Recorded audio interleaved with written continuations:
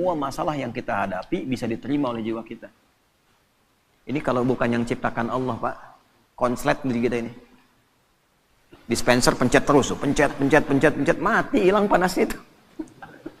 Siapa yang masak mie tadi yang basahnya dingin tuh? Hah? Coba terus, mesin mobil digeber terus, geber, rusak. Ini kalau bukan Allah yang ciptakan, nggak bisa nampung masalah banyak ini. Nah, Allah ingin menunjukkan lewat kuasanya, dikasih masalah itu untuk menunjukkan, tuh ini ciptaan saya, setiap masalah terima.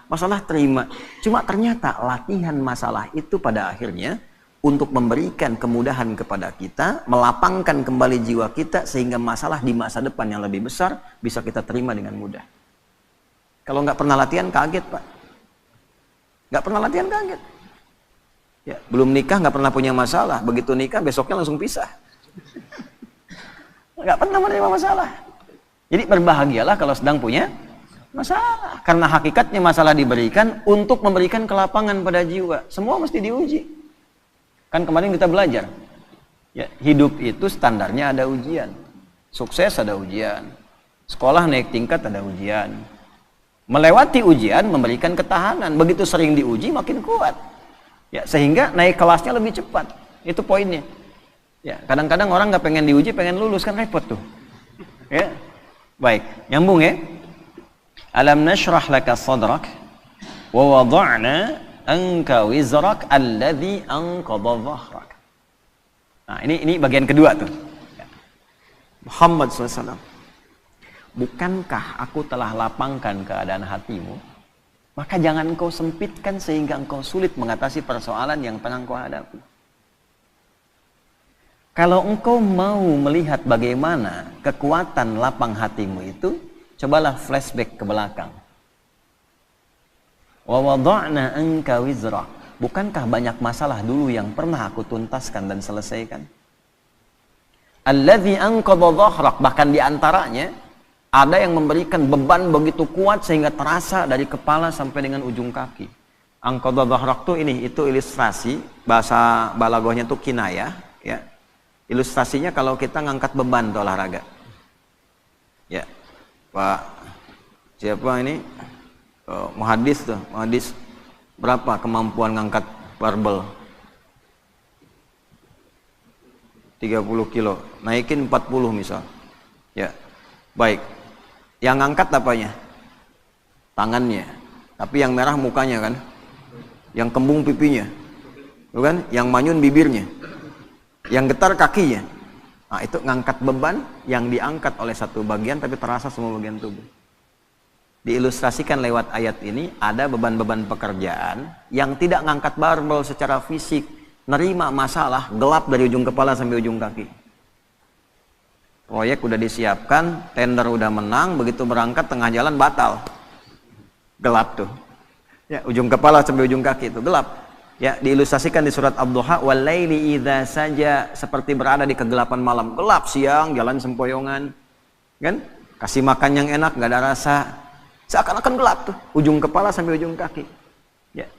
Maka Allah memberikan pesan kepada kita, hei, jangan karena sempit hatimu itu yang sudah aku ciptakan lapang, menjadikan engkau gelap dan sempoyongan seakan terkena beban yang begitu berat, hanya dengan satu persoalan. Padahal dulu selama engkau hidup, begitu banyak ribuan persoalan yang sudah aku tuntaskan. Ya, maksudnya begini, kalau engkau dengan satu persoalan merasa sempit, coba caranya ingat-ingat ribuan persoalan yang dulu yang pernah aku selesaikan. Apa dengan satu masalah ini engkau menjadi gagal untuk memperluas hatimu, sedangkan yang dulu ribuan telah aku selesaikan? Nah, ini diterjemahkan ke dalam bahasa psikologi yang singkat tuh begini. Bahasa singkatnya, yang dulu aja selesai, masa yang ini nggak selesai. Gitu bahasa kitanya tuh. Ya.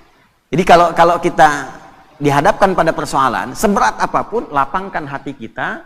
Teknisnya bagaimana? Teknisnya, yang dulu aja selesai, insya Allah yang ini pun selesai. Kalimat itu ketika keluar dari dalam lisan kita, dari kedalaman jiwa kita, setidaknya secara psikologi akan memberikan kelapangan kepada jiwa.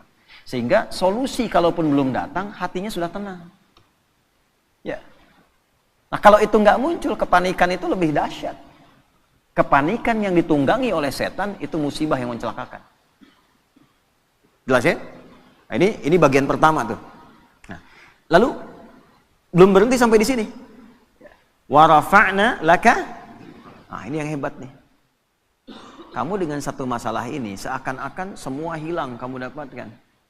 Padahal aku telah angkat engkau dari status yang terdahulu nggak punya apa-apa sampai punya apa-apa. Rumah mewah, kendaraan bagus, aset banyak, tabungan masih 10 miliar, proyek gagal 50 miliar, langsung nangis seakan-akan gak kenal Allah. Kenapa saya ya Allah yang harus begitu? Kamu nggak ingat dulu nggak punya apa-apa? Aku angkat. Ya, pakaian kamu bagus, mobil kamu gonta-ganti, sampai sekarang yang ganti belum dipakai ke masjid, kata Allah. Rumah yang luas itu belum pernah dipakai sholat sebagian-bagian rumahnya.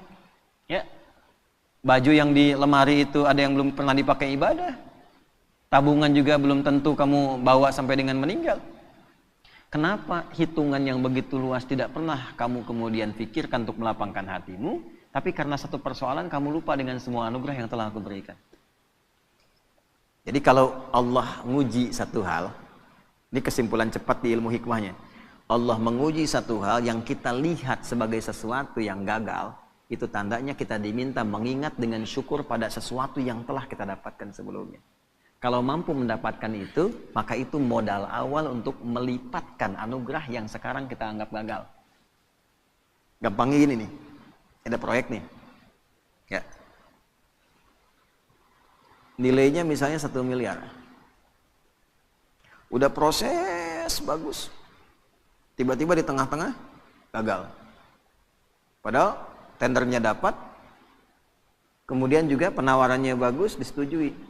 Begitu kita mau dapatkan, gagal. Maka ayat ini mengajarkan, jangan cepat simpulkan yang salah dulu. Lapangkan hatimu, syukuri dulu, flashback pada yang telah Allah berikan sebelumnya. Nikmati semua itu sehingga merasakan ketenangan pada jiwamu. Begitu ketenangan ada, syukur mengingat yang dulu itu kita hadirkan, maka Allah lipat gandakan dengan datangnya proyek baru yang nilainya lebih dari apa yang pernah kita dapati itu. Diakumulasikan. Itu yang dimaksud la in syakartum la azidannakum. Makanya kalau kita dihadapkan pada sesuatu yang kita rasakan nggak dapat, syukuri dulu yang ada. Begitu bersyukur, Allah tambahkan dengan apa yang belum kita dapatkan. Tapi kadang kitanya nggak sadar. Maaf kita, bukan kita. Kadang orangnya nggak sadar gitu. Kadang orangnya nggak sadar.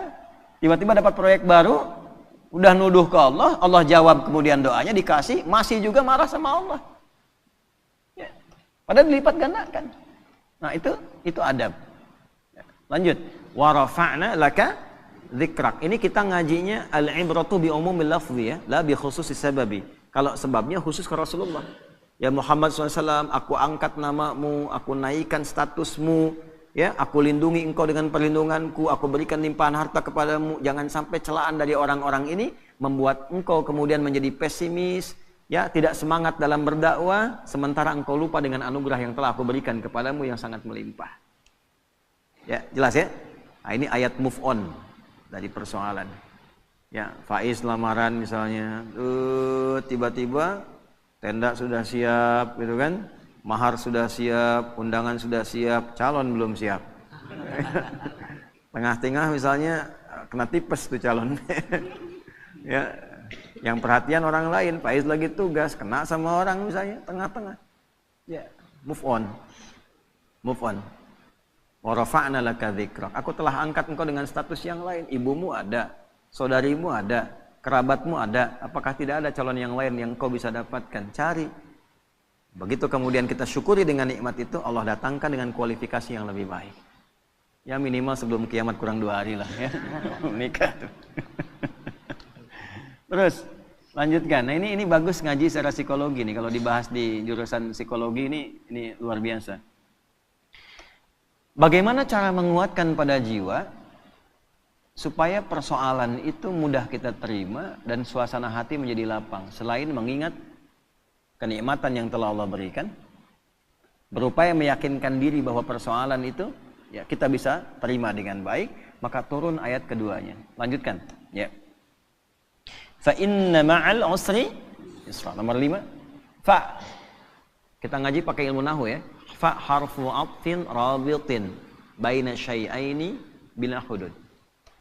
huruf perangkai, dua peristiwa. Jadi ada peristiwa pertama, peristiwa kedua, peristiwa 1 dan 2 disambungkan tanpa jeda. Nyambung. Contoh.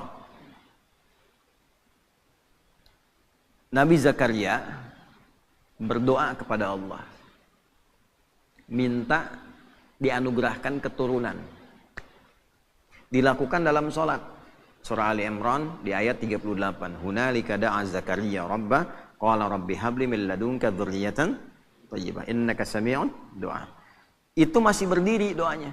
Jadi sholat berdiri minta sama Allah, ya Allah, orang-orang memvonis aku nggak akan punya keturunan. Secara medis istriku divonis monopause dan mandul. Kata orang nggak mungkin. Karena makhluk memvonis tidak mungkin, aku serahkan kepadamu yang semuanya menjadi mungkin. Engkau pemberi tanpa batas, namanya Wahhab. Nah ini adab dalam Quran, kalau ada orang memvonis, ini nggak mungkin, ini nggak bisa, itu tanda dari Allah. Tinggalkan opini manusia, karena Allah memberikan tanda untuk langsung minta kepadanya, dan Allah ingin mengabulkan tanpa campur tangan makhluk. Itu cara bacanya begitu. Begitu selesai kemudian berdoa, belum selesai sholatnya. Jadi baru klak doanya selesai, pakai fa ayat 39-nya di Quran surah 3. Fanadathul malaikatu wa huwa qa'imun yusalli fil mihrab annallaha yubashshiruka bi Yahya. Malaikat langsung turun seketika doa selesai, malaikat turun langsung mengabari. Kamu dapat kabar gembira, doamu dijawab oleh Allah, engkau akan punya anak, bahkan Allah yang memberikan langsung namanya Yahya.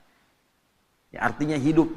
Kata orang mustahil, dari rahim seorang perempuan yang divonis monopause dan mandul, lahir bayi yang hidup, kata Allah tidak ada yang mustahil, jadi dan hidup dia. Namanya Yahya. Nah, jelas? Terjadinya kapan? Qaimun yusalli fil mihrab, masih berdiri dalam sholat, belum selesai sholatnya. Jadi antara doa dengan jawaban pakai fa, artinya cepat tanpa jeda. Terapkan metode ini, pemahaman ini kepada ayat dimaksud, ayat yang kelima. Fa inna ma'al usri. Kalau sedang punya masalah, sedang dialami, ingin melapangkan hati, cepat, jangan pakai jeda. Inna ma'al usri yusra. Seringkali kita baca terjemah, tapi tidak dialihkan ke bahasa psikologi. Sungguh, di dalam kesulitan itu ada bahasa gampangnya begini, pasti selesai. Gitu. Ya, setiap masalah ada solusinya, bahasa gampangnya pasti selesai. Kalau Anda menghadapi masalah, apapun itu, seberat apapun, cepat katakan, jangan pakai jeda. Pasti selesai. Nggak ada yang nggak ada solusinya. Insya Allah selesai. Katakan dulu. Ya. Bahkan nanti banyak ditemukan di Quran itu pakai kul, katakan. Jadi kalau hati kita masih ragu, belum keluar, keluarkan dengan lisan, katakan dengan lisan. Pasti selesai, pasti bisa. Saya bisa. Ya. Itu kita punya ayatnya. Yang praktekkan orang Jepang, orang Korea. Dulu tahun 96-97 itu ada acara di TPI, ya Benteng Takeshi namanya, ya Benteng Takeshi itu yang pakai tank tembak-tembakan itu. Begitu mau menaklukkan bentengnya itu, kan langsung itu pemandunya mengatakan, kamu bisa, kamu bisa, kamu bisa. Dipakai itu tuh. Ya. Lalu Korea melihat anak-anak TK di Korea itu disandingkan dengan kemajuan Jepang. Dibawa ke suasana penjajahannya, dibawa di dunia edukasi, diambil di dunia positif. Jadi begitu masuk, sebelum masuk kelas, harus mengalahkan Jepang. Kita bisa, kita bisa. Akhirnya sampai sekarang terjadi. Ya, Jepang bikin Honda, ya Korea bikin Hyundai. Hyundai bacanya Hyundai. Kemudian sana masuk Piala Dunia, ini pun mesti masuk Piala Dunia. Sekarang kita impor pelatihnya gitu kan.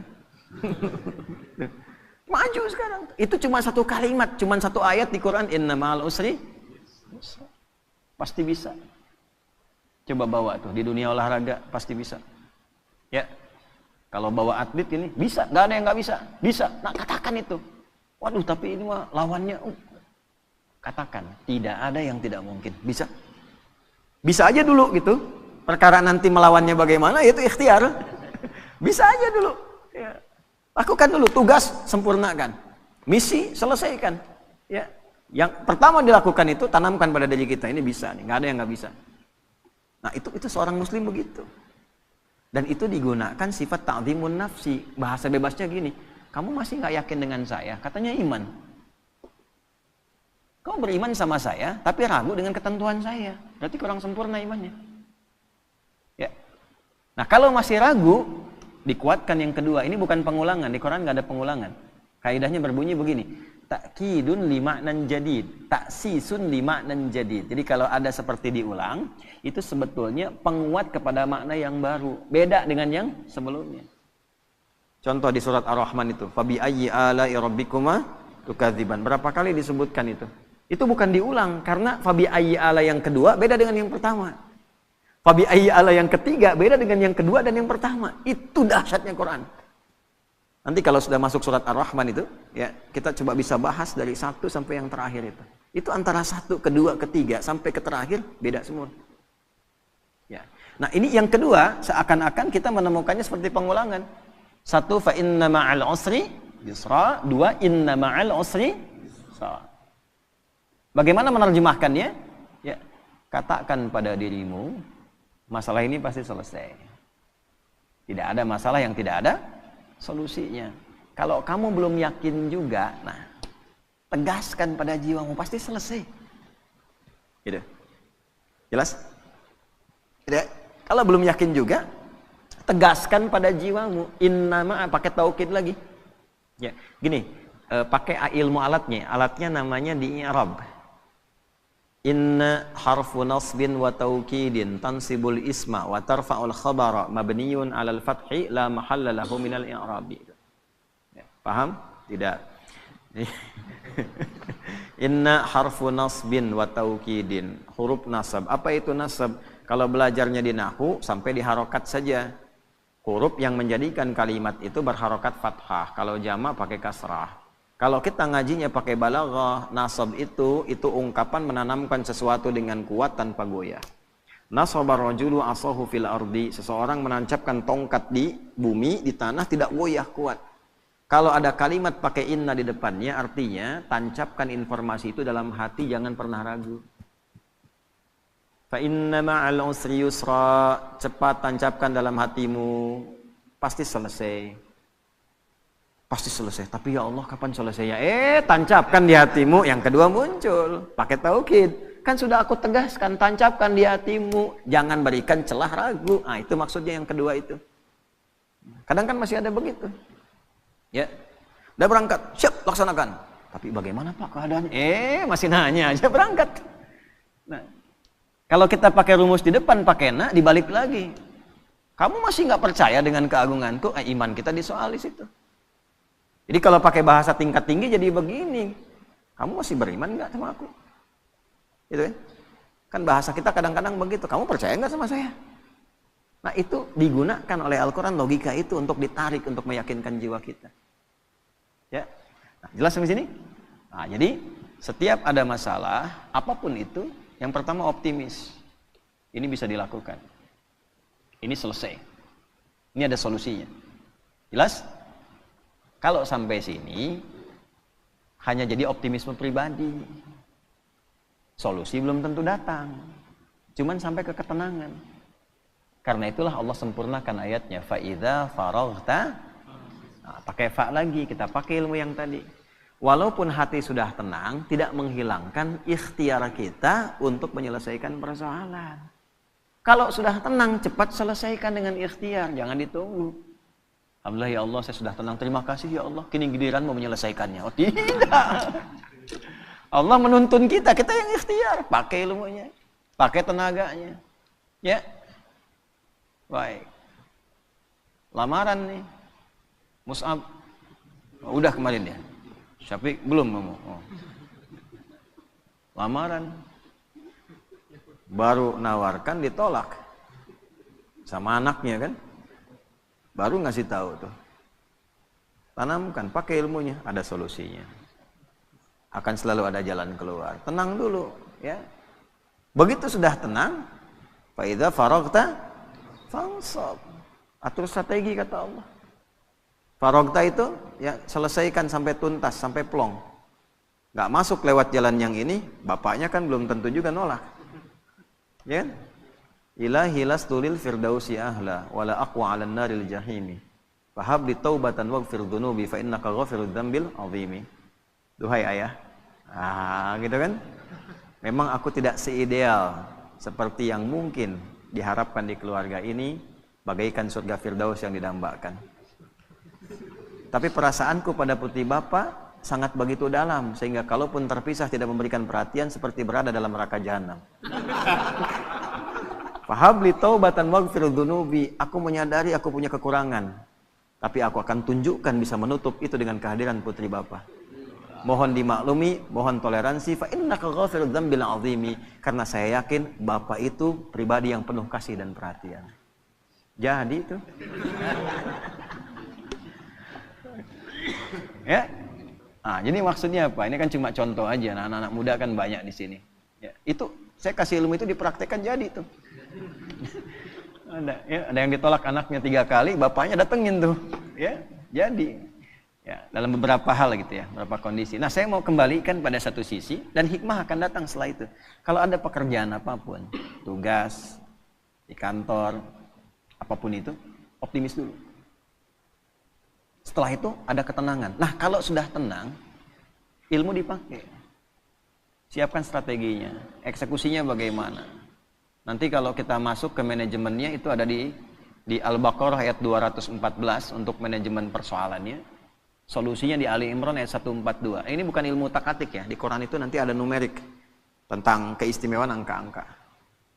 Problem 214, Quran surah 2. Ayatnya 214 itu posisinya kanan bawah. 214. Begitu diberi solusi, pindah ke surah 3, naik ke atas, paling kiri sebelah atas. Jadi dari bawah dipindah ke atas. Terus problemnya dipindahkan ke belakang, 142. Quran surah 2 ayatnya 214. Begitu naik ke atas, kiri atas, naik dari bawah ke atas, 2-nya dipindah. Jadi yang 2 itu yang persoalan dipindahkan ke akhir. Jadi ayat 142. Pembukanya sama. Am hasibtum an tadkhulul jannata. Di Al-Baqarah 214 am hasibtum an tadkhulul jannata. Di Ali Imran 142 am hasibtum an tadkhulul jannata. Am hasibtum an tadkhulul jannata, apa engkau kira mudah meraih kesuksesan yang kau dambakan? Jannah itu jangan selalu diartikan surga. Jannah itu artinya harapan tertinggi yang belum tampak. Kenapa surga disebut jannah? Karena kita berharap dengan tinggi belum tampak sekarang. Ya, nanti ada jannah itu sifat kesuksesan, pekerjaan sukses, belum kelihatan, belum nampak sekarang disebut jannah. Ya. Makanya kenapa orang Arab itu ingin mendapati dan memiliki kebun yang luas, rindang, ada air mengalir dan sebagainya. Karena di sana padang pasir dulu, nggak susah dapatnya. Begitu mereka dapat disebut jannah. Nah kita itu tiap Jumat itu disunnahkan kan, malamnya Yasin, paginya kan surat Al-Kahfi. Ya, Yasin untuk penguatan secara spiritual. Kalau sudah dekat dengan Allah, kenal dengan Rasulullah, gitu kan, dipraktekkan. Nah, manajemen prakteknya itu, implementasinya itu secara konseptual di surat Al-Kahf sepekan sekali. Kan ada 4 kisah viral tuh. Tentang pemuda yang konsisten. Yuk, mumpung masih muda harus punya visi. Visi membangun, visi penguatan, visi mencerahkan, visi konsisten pada kebenaran, ya kan? Setelah itu kisah apa? 2 orang sahabat. Kan 4 kisah tuh. 1 Ashabul Kahf yang para pemuda itu, ya. Yang kedua 2 orang sahabat yang sedang dialog, yang satu kaya, yang satu sahabatnya orang biasa. Ya. Baca ayatnya ya, angkat tangan. Coba kita tes anak-anak muda nih. Coba baca. Jannataini. Wadrib lahum mathalar rajulaini. Muhammad kasih contoh tentang kisah 2 orang viral. Ya, yang salah satunya sukses dan kaya. Kekayaannya digambarkan dengan kata jannah. Jadi kita kerja, pengen punya aset, pengen punya omset yang tinggi, belum dapat. Nah itu jannahnya dunia. Belum tampak. Di akhirat disebut surga, itu jannahnya kita belum tampak sekarang. Sekarang ayatnya dipakai. Am hasibtum an tadkhulul jannah. Apa kamu duga kamu akan sukses dunia akhirat? Bisnis kamu sukses, pelajaran kamu sukses, keluarga kamu sukses, di akhirat kamu sukses dapat surga. Walamma ya'tikum mathalul ladzina khalau min qablikum, sementara engkau belum diuji untuk mendapatkan kesuksesan itu. Jadi hukum kesuksesan itu harus melewati tangga ujian. Ya, antum kesini kan diuji dulu. Berangkat lewatin macet gitu kan. Setelah itu jalannya berkelok dan sebagainya. Tiba-tiba begitu sampai kan lihat gedung cerah lagi. Harapan tinggi nih. Ya kan? Istirahat nyaman diuji dengan sahur. Apa tuh? Uji dulu tuh. Dapat nggak? Hidup tuh begitu. Anak mau ke SMP kan diuji dulu di SD. Ya kan? Dan ujian itu harus masuk sistem. Nggak masuk sistem nggak bisa diuji. Allah bikin sistem. Nggak pernah ngikut sistemnya Allah, pengen diuji. Sholat nggak pernah, baca Quran nggak pernah, ngaji nggak pernah, tiba-tiba punya masalah, datang lagi diuji nih. Nggak pernah sekolah ikut ujian. Gitu kan? Nah, balik nih ke yang tadi itu ya. Nah, sementara engkau belum diuji. Jadi ini secara fikihnya kita ambil gini kesimpulannya. Jadi sebetulnya kalau kita mendapatkan ujian itu hasil doa kita. Misal, ya Allah, saya pengen lulus nih ke satu kampus A. Dikirim tuh ujian. Menghafal, belajar, ini diuji dan sebagainya. Itu diturunkan sifat itu untuk mengabulkan permintaan kita. Sama di pekerjaan juga begitu. Ya Allah, saya pengen berkah, dikirimkan nih. Ini ujiannya begini. Nah, sifatnya sesuai kemampuan. La yukallifullahu nafsan illa masathumul ba'sa, yang kecil. Kalau harapan kecil, ujian kecil. Nggak mungkin antum punya cita-cita kecil, ujian besar, itu nggak mungkin. Pasti kecil. Dharra, menengah. Anda punya kalkulasi, proyeknya untuk 50 miliar, tahap menengah. Ya ujiannya pun akan menengah. Wah, sudah naik nih 100 miliar. Wazulzilu. Sudah makin naik lagi. Jadi Allah menyeimbangkan dengan kadar harapan dan cita-cita kita. Artinya, kalau diuji dengan sesuatu yang berat sampai menggoncang kepada hati, tandanya Allah ingin melimpahkan anugerah yang berlipat dari sebelum-sebelumnya. Ya. Diuji masalah rumah tangga sampai menggoncang dan sebagainya. Artinya, kalau kita lulus tuh, insya Allah di dalamnya ada kenikmatan yang lebih besar yang tidak ada sebelumnya. Gitu. Demikian di pekerjaan, demikian di ilmu dan sebagainya. Cara menyelesaikannya bagaimana? Fa'idha faraghta, tenangkan dulu hati, lalu bikin strategi. Strateginya pindah ke Ali Imran. Ayat 142. Sebelum pindah di ujung Al-Baqarah ayat 214, itu kalimatnya begini. Hatta yaqula rasulu walladzina amanu ma'ahu mata nasrullah. Sampai nanti dipaksa ada orang mengatakan begini, ya Allah, kapan ini selesai? Ya Allah, kenapa harus saya? Kapan selesai? Nah, itu kalimat manusiawi yang kadang keluar. Kalau sampai titik itu ada, solusinya langsung turun. Ala. Cuma sayangnya di terjemahan diartikan begini, ketahuilah. Gitu. Padahal ala itu harful ikhbar wa taukid. Huruf yang mengabarkan untuk meyakinkan. Bahasanya begini, ala, yakinkanlah pada dirimu. Allahu Akbar. Nah, gini ya. Kita sedang diuji dengan masalah. Berat masalahnya. Kita ngadu, ya Allah, sampai kapan ini berakhir? Turun jawaban, ketahuilah. Dengan yang kedua, turun jawaban, yakinkanlah pada dirimu. Kira-kira lebih berdampak mana? Satu atau dua? Ala inna nasrallahi qarib. Yakinkanlah pada dirimu. Aku tegaskan, tanamkan pada hatimu yang paling dalam, jangan pernah ragu. Pertolonganku akan segera datang untukmu. Nah, bagaimana menjemputnya? Ya, kalau dijemput kan lebih cepat.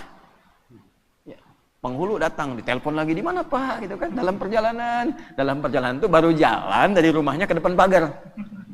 Dalam perjalanan. Sekarang kan banyak begitu kan? Di mana? Sudah on the way. On the way itu betul, itu jalan, baru jalan, belum sampai ke pangkalan. Gitu ya. Nah, makanya dipastikan dijemput supaya nggak telat. Cara menjemputnya bagaimana? Am hasibtum, dibuka dengan kalimat yang sama. Am hasibtum an tadkhulul jannata walamma ya'lamillahu alladhina jahadu minkum wa ya'lamas sabirin. Itu yang 142. Pindahkan problemnya 2 ke ujung jadi 142. Cara mindahkannya bagaimana? 1, jahadu, turunan kata al-juhdu. Juhdu itu kesungguhan, keseriusan. Jadi kalau pengen sukses, sungguh-sungguh. Ini yang belajar-belajar nih, kalau pengen jadi ulama, serius. Makan serius. Ada nasi, mie diburu. Serius nungguin. Ngapalin Quran gak serius. Baru 2 ayat ngantuk tidur. Serius. Kan? Ngaji kitab gak serius. Makanya kitab setengah-setengah. Keluar fatwa kencang, begitu baca halaman berikutnya berubah. Serius, belajar serius. Pengen sukses, karir serius, sungguh-sungguh. Ya, pengen sukses pekerjaan, serius, sungguh-sungguh. Ya, double, terus double, optimalkan, serius. Bagaimana membangun keseriusan itu? Nah, itulah indahnya Quran, tuntas. Ini bukan cuma serius, tapi bagaimana langkahnya? Ada 3 turunannya. Juhdun itu 3. 1, dari kata juhdun muncul kata ijtihad. Ijtahada yajtahidu. Kesungguhan melahirkan konsep. Mesti terkonsep. Secara konseptual apa? Strateginya apa? Mitigasinya bagaimana? Itulah sebabnya sholat pertama kita disebut subuh. Dari kata asbah. Yang sudah siap dengan rencana yang terukur. Jadi nggak ada orang Islam bangun dari tidur kecuali sudah tahu planningnya apa. Jam 7 apa yang dikerjakan, jam 8 ada. Nih iktikaf jam 10 ngapain, jam 12 ngapain, tengah malam ngapain. Terukur. Orang yang punya konsep dan terukur dengan program, maka teratur aktivitasnya. Jelas capaiannya. Ya. Jadi semua terukur, bisa disentuh, bisa dilihat, bisa dijangkau. Terasa. Nah itu ijtihad namanya. Yang kedua, kalau konsep sudah rapi, eksekusi dengan sungguh-sungguh. Itulah jihad. Jihad itu perjuangan fisik, implementasi dari sebuah konsep. Kesungguhan mewujudkan apa yang telah disiapkan, itu jihad namanya. Makanya jihad itu jangan dibatasi pada aspek pertahanan militer saja. Ya, orang tua, ini ayah cari nafkah, jihad. Ibu, istri, merawat anak itu jihad. Dari mulai dikandung, jihad itu. Ini yang sedang belajar itu jihad. Ya, jihad itu sungguh-sungguh. Jadi jangan alergi dengan kata jihad karena jihad itu positif asalnya. Berjuang dengan sungguh-sungguh, membela bangsa, bela negara, itu jihad. Makanya keluar resolusi jihad. Ini kalau belajar ya, nih saya gambarkan di surah 9 ayat 122 At-Taubah.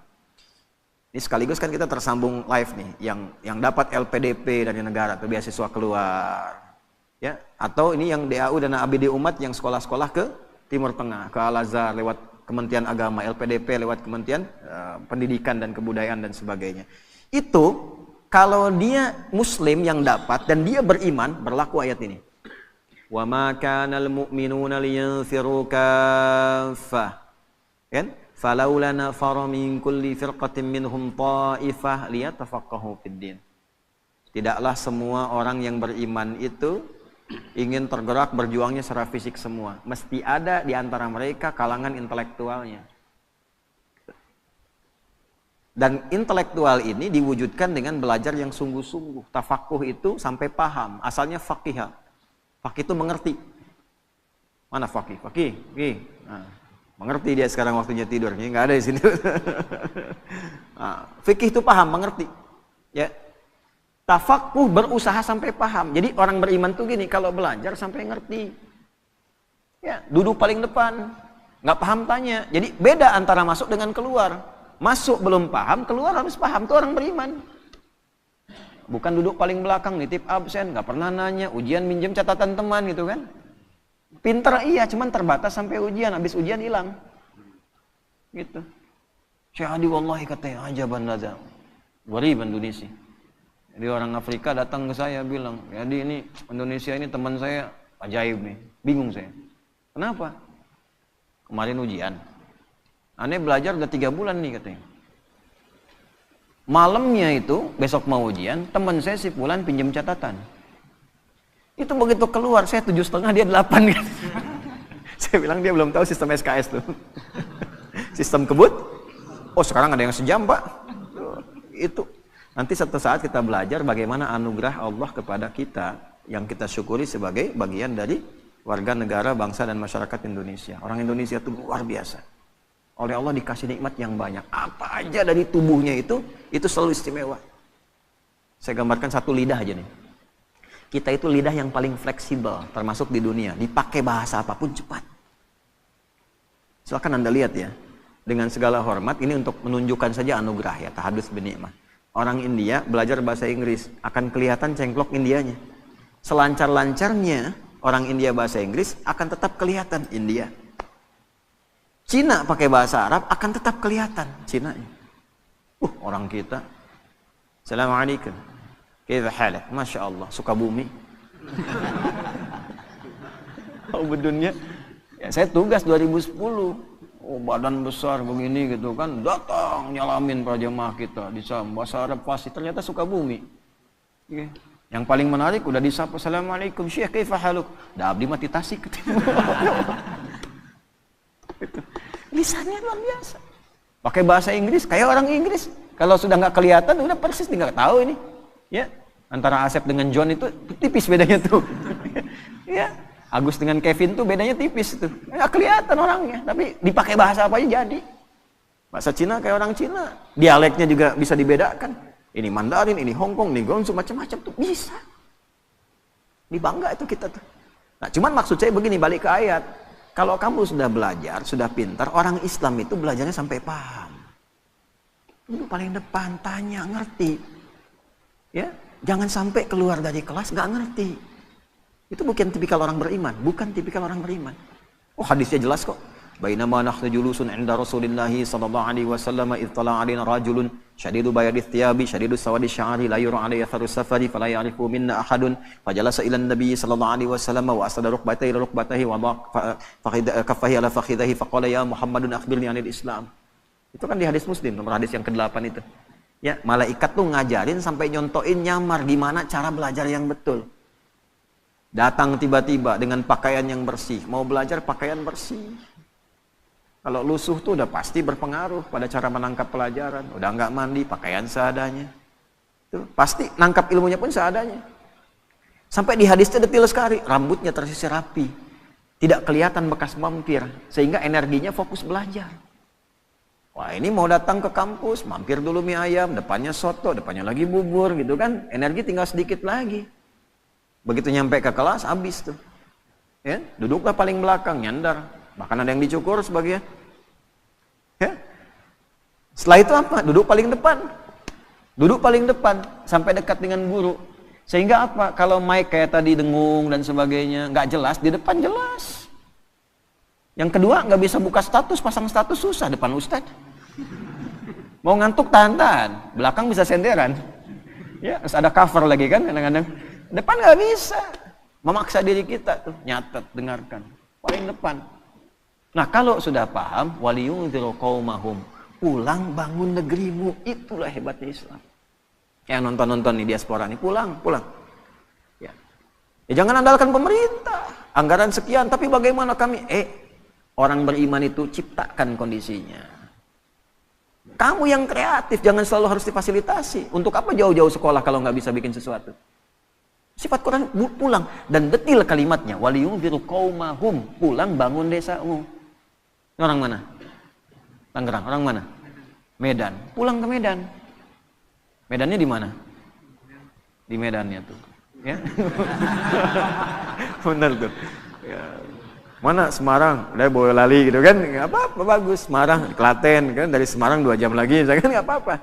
Medan di mana? Medannya pulang ke Medan. Medan ke Medan, Tangerang pulang ke Tangerang, Garut pulang ke Garut. Ya, pulang ke masing-masing. Nanti di masing-masing itu bangun desanya masing-masing dengan kepakarannya. Insinyur apa? Daerahnya apa? Hebatnya itu mitigasi. Sebelum berangkat, oh saya dari Goa nih. Misal Sulawesi. Daerah saya butuh ini, dapatlah beasiswa. Berangkat dia ke situ sesuai jurusan, pulang bangun desanya. Kalau semua pelajar begini di negeri kita, maju Indonesia itu. Dan itu sifat iman di dalamnya. Orang beriman itu begitu. Jadi cinta kepada negara, cinta negeri itu tidak hanya diwujudkan dengan kata-kata, ditunjukkan. Kamu pelajar begini mencintai negerimu. Kamu pengusaha begini mencintai negerimu. Yang paling hebat tuh begini, kamu makan di Indonesia, minum di Indonesia, kerja di Indonesia. Tapi belum bisa memberikan sesuatu bahkan untuk orang yang mensuplai kekayaan kamu itu. Maka keluar zakat. Gitu. Keluar infak. Nah, skema infak itu bukan ke pusat dulu, di daerah kita bekerja dulu beraktivitas. Bantu itu supaya sama-sama sukses. Jadi semua itu ada babnya. Yang ilmu didharma baktikan, yang kaya didharma baktikan, ya kan? Jangan sampai makan di sini, minum di sini, harta dibawa keluar, ya kan? Yang dibangun yang di luar, di dalam nggak dapat apa-apa. Itu bukan tipikal orang beriman. Ini kita ngaji Quran ya, sebagai spirit orang Islam, apalagi Ramadan. Nah, jadi itu sifatnya. Ya, jahadu, jihad. Termasuk di bidang militer, negara kita butuh, hadir kita. Niatnya apa? Membuktikan keimanan kita. Makanya nggak bisa dipisahkan tuh. antara sifat-sifat spiritual ya dengan sifat-sifat pengabdian sosial. Dan bersyukurnya di negara kita difasilitasi dasar negaranya. Pasal 29 ayat 1, negara berdasar atas ketuhanan yang Maha Esa, diwujudkan di Pancasila, ketuhanan yang Maha Esa. Implementasinya apa? Ada kemanusiaan, ada persatuan, ada kerakyatan, ada keadilan. Tapi tidak mungkin terwujud kalau tidak ada ketuhanan. Nah, orang Islam memahami itu bagaimana? Di semua bidangnya. Kalau pelajar berketuhanan, belajar yang benar, pulang, bangun negeri. Ya. Bisnis, sukses, pulang, bangun. Kepakarannya Dharma Baktikan. Tanya apa yang bisa saya berikan. Itu poinnya. Jelas? Nah, tidak salah kalau mau di luar cari pengalaman, silahkan. Tapi pada akhirnya mesti ada niat untuk kembali membangun. Karena yang ditanya itu adalah amanat tempat kita berpijak. Nah, yang paling sekarang harus diluruskan itu adalah yang sekarang dicitrakan, dipotret. Nggak pengen yang itu muncul, maka ada yang bikin tuh, dibikin-bikin. Jihad itu ekstrim, jihad itu teror. Gitu. Kita dibelokkan dari makna yang sesungguhnya, sehingga anti dengan kalimat jihad itu. Padahal itu positif. Seakan-akan hilang di fikih. Dipahaminya, nembak orang dibikin jihad. Judulnya. Bom orang dibikin jihad. Itu yang salah. Nabi sudah mewanti-wanti dari dulu. Hati-hati itu, di hadis Muslim. Akan ada orang yang kelihatan seperti sholat, seperti puasa, seperti zakat. Tapi ternyata dalam saat yang sama mencela orang. Syatama hadza wa qadzafa hadza, menuduh orang. Itu level yang kecil-kecil ya. Wa daraba hadza, senangnya kelahi. Ya, kelihatannya sholat, tapi keras. Kerasnya itu tidak pada tempatnya. Kelahi, caci maki, ya. Puncaknya apa? Wasafaka dama hadza, menumpahkan darah dan membawa nilai agama di dalamnya. Tembak orang, Allahu Akbar, bom orang, Allahu Akbar. Itu Nabi sudah bilang 15 abad yang lalu. Ya, hati-hati kata Nabi itu, hati-hati. Orang yang seperti itu nanti perbuatan buruknya akan menghilangkan amal baiknya. Sholat nih, setelah sholat mencaci, nggak tanggung yang dicaci imamnya misalnya. Ya, misal saja, misal. Itu pahala sholatnya langsung ditransfer ke imamnya, selesai. Kalau habis gak punya lagi modal baik, maka keburukan si imam yang jelek misalnya, itu ditimpakan kepada orang bicara tadi. Fatuli hafidnar, dilemparkan ke neraka tuh. Ya, makanya waktu kejadian bom Jalan Tamrin itu, wah, meledak tuh. Tuh, saya dapat pertanyaan, Ustadz, apakah bom di Jalan Tamrin termasuk jihad fisabilillah? Bilang, Mas, sependek pengetahuan saya, jihad fisabilillah itu jihad di jalan Allah, bukan di Jalan Tamrin. Nah, itu ya, penting belajar itu tuh. Iyakum wa iyahum, kata Nabi, akan muncul nanti kita itu pada bingung. Ada orang gelarnya sama semua, ustadz semua tuh. Ustadz, bisa kiai, bisa macam-macam. Itu banyak nanti hal seperti itu terjadi. Lalu yuhadditsunakum bima lam tasma'uhu aw yasma'uhu aba'ukum. Bikin kamu bingung. Ini agama bukan, benar bukan, lain bukan. Iyakum wa iyahum, kembali ke standar. Standarnya Qur'annya ini, hadisnya ini, ulama kita ngajarin ini. Kalau sudah masyhur itu dan menyalahi, iyakum, tinggalkan saja. Kalau tidak ada pengikutnya nanti hilang sendiri. Itu. Nah, cuman problemnya kadang pasar bebas. Di kita itu gini, sudah tahu salah tapi ada aja pengikutnya. Kan kita tahu setelah Nabi Muhammad tidak ada nabi baru. Kita tahu itu palsu tapi ada aja pengikutnya tuh. Ya? Nah, itu problem. Fa idza faraghta fansab. Jadi kalau ada masalah selesaikan, jangan didiamkan. Selesaikan. Tuntaskan. Kalau didiamkan terakumulasi. Tenangkan hati, selesaikan, jangan ditunda-tunda. Cepat, pakai fa idza faraghta fansab. Dan terakhir, wa ila rabbika tawakkal. Sudah, yang aku tugaskan sebagai penutup, kata Allah, yang aku tugaskan kamu ikhtiar, bukan menentukan hasil. Jadi kalau kerja, jangan orientasi pada hasil, nanti kecewa ujungnya. Gitu. Hasil itu prerogatif siapa? Allah. Yang tahu maslahat bukan siapa? Yang tahu baik tidak siapa? Kan kita cuma pengen aja, tapi belum tentu itu baik untuk kita. Karena itu tawakal penting, serahkan pada Allah. Nah, mampir kita setelah kerja, datang ke masjid, atau sholat 2 rakaat, bilang, lakukan, ya Allah, saya sudah berikhtiar seperti apa yang telah Engkau perintahkan. Dan saya bertawakal seperti apa yang telah Engkau janjikan. Jika dengan semua ikhtiar yang telah saya lakukan belum mampu menghadirkan apa yang Engkau janjikan, maka mohon berikan petunjuk kepada saya dengan cara apa lagi saya mesti menjemput apa yang Engkau janjikan. Kan rezeki itu dijanjikan. Wa fis sama'i rizqukum wa ma. Rizkimu sudah aku tuliskan, kamu bergerak, aku berikan, aku janji itu. Kita nagih. Cuma nagih dengan cara yang benar. Nggak pernah ikhtiar nagih. Ya kan? Nah, jadi itu tuh. Jadi kalau Anda kerja, orientasinya hasil, nanti kecewa. Udah saya siapin, udah rapi, udah gini, ya nggak jadi. Sebenarnya Allah mau apa ya? Dia mau apa? Itu. Nah ini poinnya. Seringkali kita lulus dari rukun iman itu cuma 5, yang ke-6 jarang. Padahal dibuka dengan iman, yakin, nggak boleh ragu. Ini tiangnya 6 nih, nanti ada barcode di setiap tiang, bisa di-scan. Ya, ini 6 nih menggambarkan rukun iman. Jadi kalau ke masjid harus khatam keimanan itu. Di luar menara 5 tingkat rukun Islam. Nanti boleh ada tangganya. Di setiap tingkatan itu ada spot untuk istirahat, nanti barcode-nya di-scan. Di situ ada penjelasan. Iman pada Allah, malaikat, kitab, rasul, kiamat, yang terenam qada dan qadar. Khatam di Allah, khatam di malaikat, sampai hari kiamat kita yakin ada. Tapi begitu qada dan qadar, bicara takdir, seringkali gagal di situ. Ya, seringkali gagal di situ. Kenapa harus saya ya Allah? Kenapa harus begini ya Allah? Katanya iman. Jelas ya? Nah, itulah al-insyirah. Orang yang sudah bisa mengimplementasikan ini dalam kehidupan, maka hidupnya cenderung lebih lapang. Cenderung lebih tenang. Dan sebagai penutup, kadang-kadang ketenangan itu lebih mahal dibandingkan harta yang kita buru dan kita ingin dapatkan. Mas, ya. Pilih mana tuh? Kaya tapi gelisah atau miskin tapi tenang? Udah 2 aja, nggak usah cari yang lain. Saya tahu pengen kaya dan tenang. 2 tuh kalau disuruh milih tuh. Ya kan tadi saya udah bilang cuma 2 pilihannya. Tapi kan manusia selalu mencari alternatif kan? Kan rumusnya gitu. Kalau terjebak dilema di antara 2 cinta, cari yang ketiga gitu kan? Ya. Artinya apa? Tenang itu penting. Karena itu sakinah didahulukan sebelum mawaddah. Ya. Wa ja'ala bainakum mawaddah. Tapi sakinah dulu, litaskunu ilaiha. Makanya singkatannya samara. Bukan masara. Ya kan, samara, sakinah dulu baru mawaddah. Dan mawaddah itu kan cinta kasih yang dibangun dengan kebutuhan-kebutuhan materi. Ya, di balik materi ada cinta. Istri cemberut, datang dengan materi, kasih gelang 2 kilo, sembuh lagi tuh. Itu materi itu. Ya, pulang bawa bunga, Pak Ahmad bawa bunga pulang tuh. Wah, berbunga-bunga hati. Ya kan? Apalagi dengan emas, beremas-emas tuh. Jadi materi itu membawa cinta, tapi sementara. Sementara. Ya, rahmat itu perhatian yang dalam. Tapi kenapa sakinah duluan? Harta kalau dikumpulkan, tapi tidak membawa ketenangan, hampa kehidupan rumah tangga. Betapa banyak orang kaya yang pisah. Betapa banyak yang kaya yang sengketa. Kenapa? Karena tidak ada ketenangan. Suami sibuk, istri sampai kurang perhatian. Istri sibuk, suami kurang perhatian.